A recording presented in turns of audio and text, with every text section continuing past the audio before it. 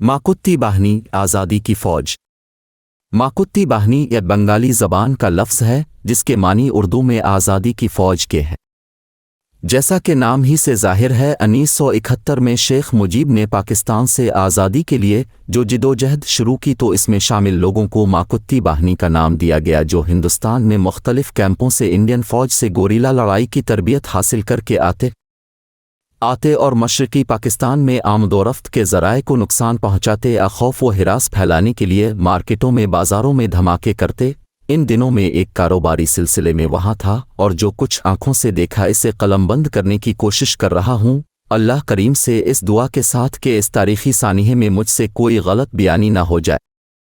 बहुत से क़ारीन ये सोच रहे होंगे कि गड़े मुर्दे उखाड़ने का क्या फ़ायदा, खामखा दिलदाखी होगा, मगर ये भी किसी दानिश्वर का ही कौल है कि ज़िंदा कौमें अपने माजी से ही सबक सीखती हैं और दोबारा इस गलती को नहीं दोहराते जिससे पहले नाक़सून उठा हो। और यहाँ इस मज़मून को लिखने का मकसद भी यही है कि हमारी नई नस्ल को पता तो चले कि हमने कहाँ कहाँ ठोकर खाई है।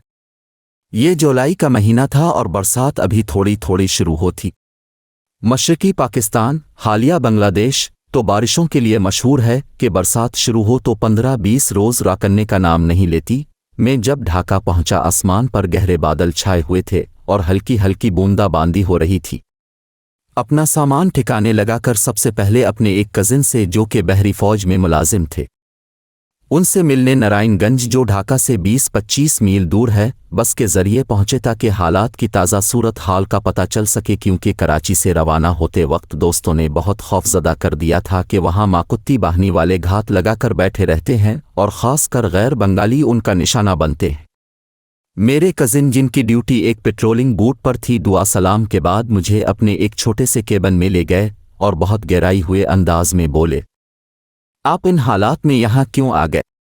हम तो यहाँ अपनी ड्यूटी की मजबूरी की वजह से हैं, मगर आपको तो कोई मजबूरी नहीं, आपने अपनी जान खतरे में क्यों डाली? उनकी बात सुनकर पहले तो मैं घबराया, फिर ख्याल आया कि मौत तो कहीं भी आ सकती है, इससे क्या डरना।